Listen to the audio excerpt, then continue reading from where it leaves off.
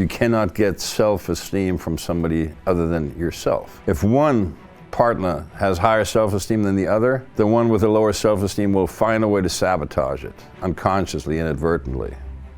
Point 3 of remasculation, the remasculation process. Self-esteem. What does that mean? Self-esteem. It means to hold yourself in esteem. It's not the same as being self-conscious. It doesn't mean confidence per se. All these things are very closely related, but it comes from the self. It can only be given to you by yourself. You cannot get self-esteem from somebody other than yourself, from the divine part in you, which is your true self. Self-esteem can never be given to you by a king, an employer, your wife, other people. It needs to come from within. One of the quickest ways I know how to build self-esteem is to find your life's purpose. If you live a life on purpose, it's almost impossible to have a certain degree of self-esteem because you're making a difference. You're contributing something. And you're living in line with your values, your purpose, your talents, and everything that was God-given, your calling.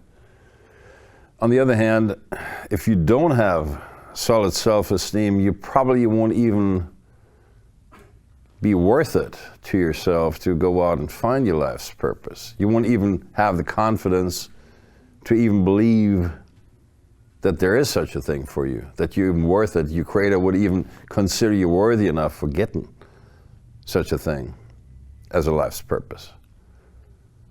So it's kind of like a catch-22. Like they say, it takes money to make money.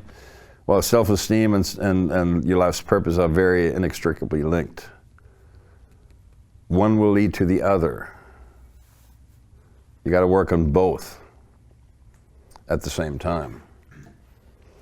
So while self-esteem is not everything, without it, everything's nothing.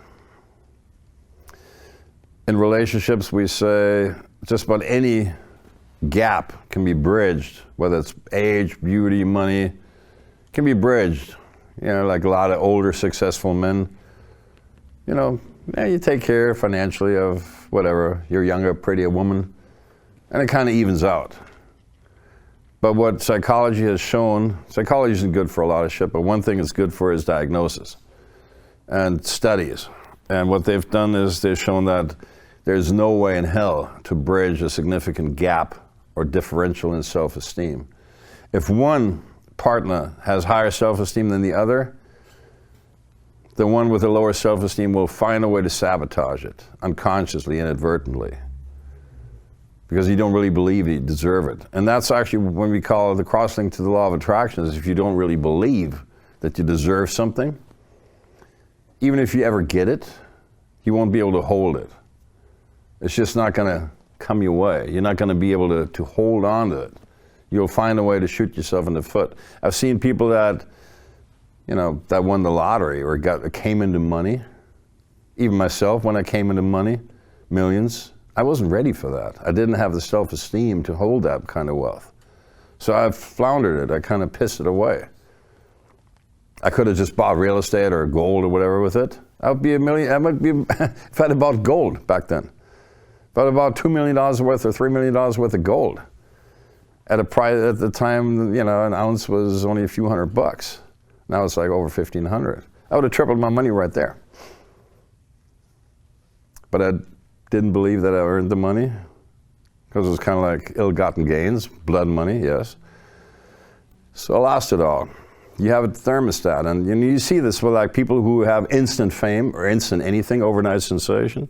They usually don't hold it. They lose it very quickly. Like you see this with young kids from the ghetto playing basketball.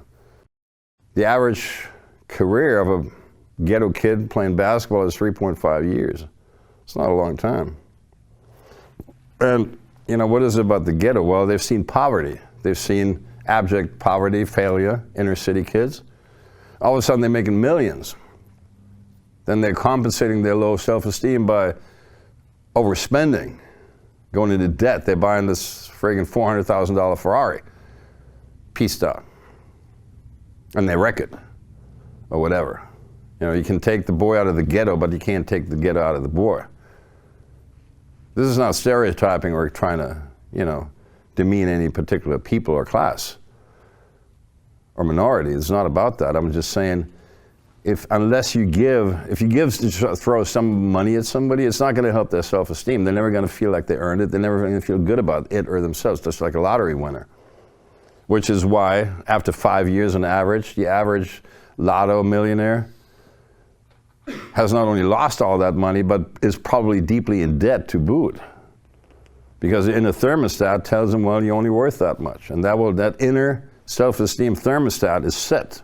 And unless you work on that, you will always sabotage all that stuff, like the law of attraction, by the way.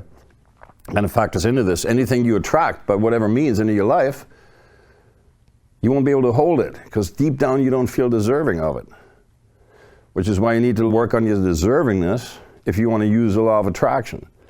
Affirmations don't make it so.